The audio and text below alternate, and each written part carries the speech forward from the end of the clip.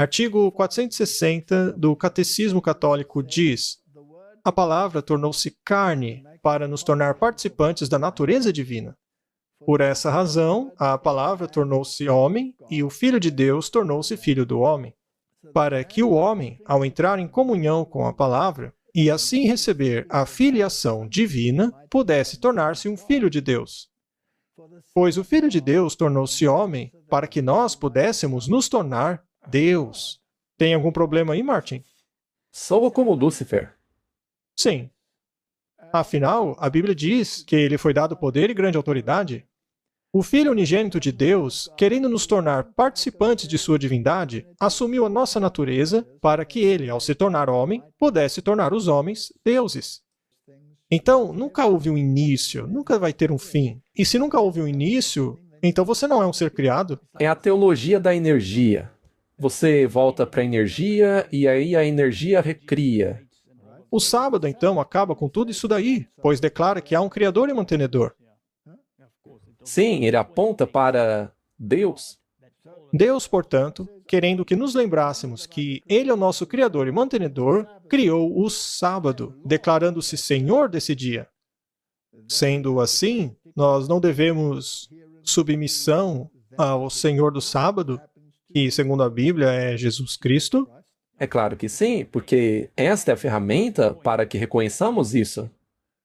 Então, o sábado está ligado a Jesus Cristo? Claro, não dá para separar os dois. Então, ao guardar o sábado, você está reconhecendo que Ele é o seu Criador, mantenedor e que sustenta tudo, certo? Muito bem. Sendo assim, o sábado não é muito importante? Claro, é isso que quer dizer, ele se torna uma questão de salvação, de vida. Então esse dia está ligado à morte ou à vida. Muito bem. E se alguém diz, eu sou Deus, eu não preciso do sábado? Isso não é rebelião? Claro, claro que é. Então, se você diz que não precisa de Deus, se diz, eu não preciso de você, eu não quero você, Deus, eu faço a minha própria lei, eu não preciso que o Senhor me sustente. Neste caso, Deus não teria o direito de dizer, tá bom, então devolva a vida que eu te dei. Claro, E o que acontece se ele toma a vida de volta? você deixa de existir. Você morre, não é?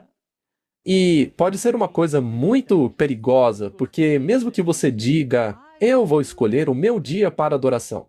Ora, isso também é se colocar no lugar de Deus. Você se torna Deus. Se você diz, eu não vou reconhecer o dia do sábado, mas vou criar a minha própria lei, você não está se declarando um Deus?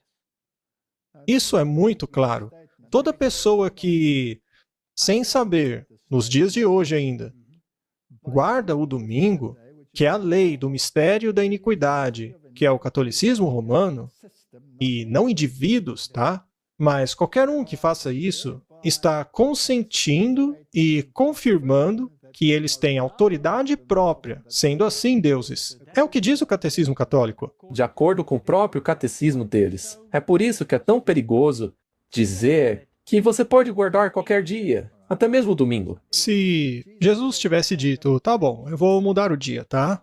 Nesse caso, ele não estaria se descaracterizando como criador e mantenedor? Claro que sim. Então ele pode mudar? Não. Jesus está ligado a esse dia, porque é este dia que o reconhece como Criador. Se ele muda o dia, Foi ele que criou esse dia, porque ele criou todas as coisas. Ele também criou o sábado como um lembrete da sua dependência. Então, a criatura ou o vaso não pode dizer ao oleiro o que ele deve fazer. E se você não reconhece isso, então você está criando uma lei para si mesmo. Você está se colocando como Deus. E esse não é o cerne do grande conflito? sim, começou lá no céu. Muito bem. Vamos dar uma olhada nas outras religiões. Esse artigo é muito interessante. Ele é do site dos Bereanos e foi escrito por um historiador muito famoso, um historiador cristão, o Dave Hunt. Foi escrito em 2019. Evidências da invasão ocultista, seguindo a serpente. Estamos mostrando para que as pessoas não digam que somos nós dizendo isso, pois se trata de um fato histórico. E essa pessoa, naturalmente, vem de uma linha de pensamento protestante, mas ele não é um guardador do sábado. Agora, veja só o que ele escreveu. Eu vou ler todo o artigo, porque eu acho muito importante. A promessa que a serpente fez a Eva de tornar-se Deus é o fundamento do ocultismo, paganismo, hinduísmo e do movimento da nova era. Bastante claro, né? Todos eles dizem serem Deus. Eles pensam que não tiveram um começo. Pensam que ficarão reencarnando até atingir uma condição evoluída, quando finalmente se darão conta de sua divindade. Na edição de janeiro de 1931 da Revista Ocultista, uma revista para todos, foi publicado um artigo intitulado O Despertar do Eu Divino. A revista dizia assim: dentro de você está todo o poder do universo, todo amor, toda sabedoria, toda vida. E a revista chamava esse poder de o poder da serpente. Veja só. Então, isso aí é fato. Eu acho que o nome é perfeito. Eu também. Essa mesma mentira é um tema que permeia grande parte da ficção científica. Gene Roddenberry, o já falecido criador da série Jornada nas Estrelas, foi criado em um lar batista. Ao ir a uma associação de jovens cristãos batistas, ele acabou falando negativamente de todas as religiões, especialmente o cristianismo. É interessante como o cristianismo é sempre o mais odiado, né? Roddenberry estava convencido de que a raça humana é um deus em sua infância e de que ele mesmo era Deus. Essa série de TV não impacta a humanidade hoje? É o que eu queria dizer. Ela causou um impacto enorme por muitos anos já, desde a década de 60. Sim. E até hoje é uma série muito popular. Correto? Ele continua. Agora, em nenhum outro lugar, a mentira da serpente é proferida mais abertamente e de maneira honrosa do que no mormonismo.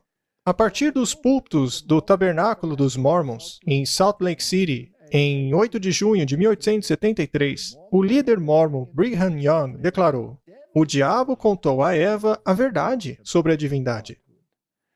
Eu não culpo a nossa mãe Eva. Eu não quereria que ela deixasse de comer o fruto proibido por nada nesse mundo. E ele continua dizendo que através do dom do pecado, o homem pode atingir a divindade.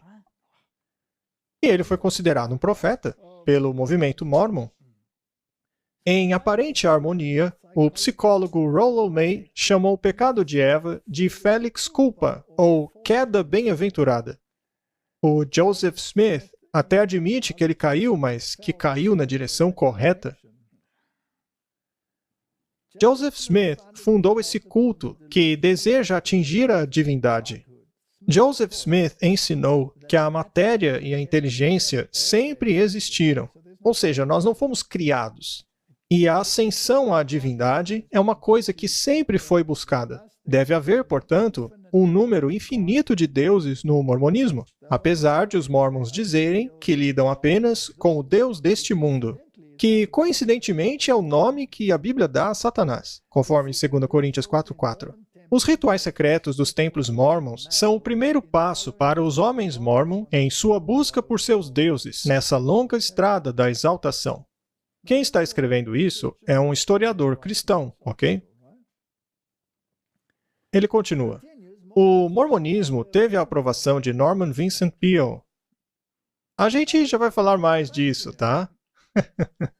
Que foi o orador principal na celebração do 85º aniversário do presidente Kimball em 1980. Ele chamou os líderes mormon de homens de Deus, que estão fazendo a obra de Deus, e pelos seus frutos os conhecereis. Pelo fato de Kimball ser, entre aspas, tão espiritual, Peale pediu a ele que o abençoasse. A Bíblia diz claramente que aquele que abençoa é maior do que aquele que está sendo abençoado, não é? Talvez Peale, que era um maçom de 33º grau, tenha favorecido o mormonismo pelo fato deste parecer-se com a maçonaria. Ainda bem que quem está dizendo isso é outra pessoa, porque se fosse eu estaria levantando todo tipo de problema para mim. Mas eu já disse isso no passado e reitero minha posição. Então, ele estava lá e foi favorável à teologia deles. É o fato de alguém que possui uma admiração magnífica por Norman Vincent Peale também referir-se a ele como mentor. É o Donald Trump. Martin, Vamos dar uma olhada de novo nessa imagem aí atrás. Sábado, o teste universal. Martin, a coisa não está ficando interessante? Eu acho que, veja, infelizmente, tem muita fumaça, mas felizmente, toda essa discussão vai limpar um pouco da fumaça. Vamos esperar que sim. Continuando. Cada estado nos Estados Unidos tem uma loja suprema da maçonaria, e a maioria das grandes lojas publica um monitor para guiar os membros nas doutrinas e práticas oficiais. Veja, por exemplo, o que diz o monitor de Kentucky. Os verdadeiros 3 grandes rituais da raça humana, olha, isso é pura maçonaria. Lembre-se que no altar deles, eles têm a Bíblia, tem também o Tanakh, o Alcorão e o Santeravita. Os 3 verdadeiros grandes rituais da raça humana são os rituais do Prajapati, do antigo hinduísmo, a missa da igreja cristã, obviamente da igreja católica, e o 3º grau da maçonaria. Juntos, esses rituais testificam do conhecimento mais profundo da alma humana, o de que Deus se torna homem para que o homem possa tornar-se Deus. E isso é pura linguagem da serpente. E é interessante que eles incluam nisso a missa. Sim, e Roma diz que o fato de terem mudado o sábado para o domingo é a marca da autoridade dela.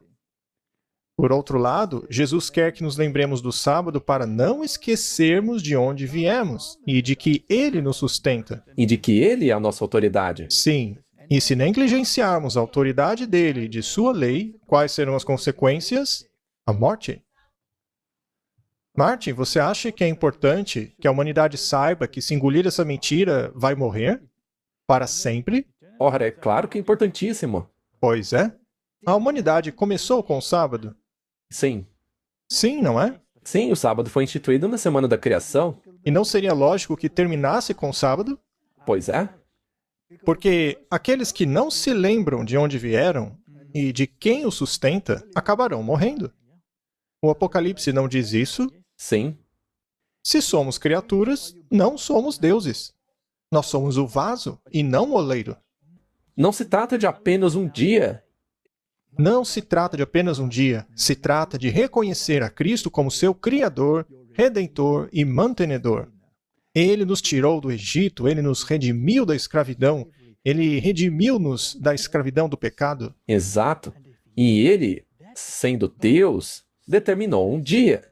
E nós não podemos mudar esse dia. E se você o fizer, está declarando ser Deus e que não precisa de outro. Então, ao insistir em não fazer o que Cristo ordenou, mas o que o homem ordena, especialmente o papado, nessa questão específica, você está se exaltando à posição de Deus. E a maçonaria ensina isso. Então vamos deixar claro. Por acaso estamos adorando um dia? Não, estamos adorando ao Criador nesse dia. Porque tem um monte de gente que faz confusão. Eles acham que nós queremos adorar o dia. Ah, vocês adoram esse dia. Para vocês, um dia da semana é mais importante que o próprio Deus. Mas não é isso. Na verdade, é colocar o Criador como a coisa mais importante na sua vida. Então, Martin, é fundamental que esse pensamento, essa doutrina, esteja absolutamente clara na sua mente. Mudar o dia é jogar fora o título do próprio Criador. Muito bem, vamos digerir ainda mais. O que significa o sábado e por que foi instituído? Vamos resumir. Número 1, foi instituído na criação, para lembrar a humanidade de sua origem e dependência do Criador. Você concorda? Claro. Muito bem. Segundo ponto. No 6º dia, foi dado a Adão uma parceira, porque não é bom que o homem fique sozinho. No início ele era sozinho. Deus mostrou a ele todos os animais, que estavam em pares. Aí ele disse, cadê a minha? Não é? Ele então fez Adão dormir e criou Eva. E ele então disse, aqui está ela. Portanto, Adão deveria ter uma ajudadora idônea, uma companheira. Isso significa o nosso relacionamento horizontal com a humanidade. Mas no sétimo dia, Deus acrescentou o sábado, porque a humanidade tinha que encontrar descanso nele. A humanidade deveria descansar no seu relacionamento com Deus, ou seja, um relacionamento vertical. Muito bem. Ponto número 3. Jesus Cristo é o Criador e Senhor do sábado. Ele mesmo disse isso. A humanidade é totalmente dependente dele para sua vida e existência, e eles não têm vida em si mesmos. Eles não são Deus. Da mesma maneira, a humanidade é totalmente dependente de Cristo para sua salvação, já que não há outro nome pelo qual possam ser salvos. E o sábado, portanto, é símbolo tanto da criação quanto da redenção. Para mim faz todo sentido. Muito bem. E há alguma evidência para isso? Bem, se é verdade, deve haver uma evidência. Mais uma pergunta. O Novo Testamento nega ou confirma o sábado? Essa é uma pergunta muito boa, porque toda essa controvérsia sobre esse tema poderia ser decidida nisso aí, porque eles dizem que o Novo Testamento nega. Vamos explorar isso. As pessoas podem discordar, mas são apenas pensamentos aqui. Cristo pagou o preço pela transgressão da lei por parte da humanidade no sexto dia da semana. Não é verdade? Isso não é bíblico? Sim, 100%. Ele morreu no dia antes do sábado. Provando assim o seu amor pela humanidade. E ele descansou no sepulcro no sétimo dia. Ele não permaneceu no mesmo modelo que no Éden? Exato. Ele criou o sábado para o descanso. E, portanto, nesse dia ele descansou. Portanto, ele completou a sua obra da redenção no sexto dia, descansando no sétimo. Os discípulos descansaram no sétimo dia de acordo com o mandamento. Não é o que diz a Bíblia? Sim. Portanto, nas duas sextas-feiras, ou seja, na da criação e na da crucificação, houve um Adão, o primeiro e o segundo Adão. Há qualquer violação do sábado aqui? Não. A chamada violação do sábado, que Jesus supostamente cometeu, foi contra decretos humanos e nunca contra decretos divinos. Jesus nunca transgrediu a sua própria lei, Ele transgrediu apenas o decreto humano. que eles fizeram por sua vez porque se consideravam deuses. Muito bem, Martin. Agora, se o papado e os poderes vigentes, os governantes desse mundo, dão o seu poder à besta e criam leis da humanidade e as forçam sobre ela, por acaso Cristo é obrigado a guardá-las? Não. Você está obrigado a guardá-las? Isso não nos levaria a um conflito com eles? Sem dúvida. O que eles fizeram a Cristo por conta disso? O crucificaram. E o que eles quererão fazer conosco por causa disso? A mesma coisa. Não haverá um decreto de morte? Sim, porque a humanidade é consistente em sua rebelião.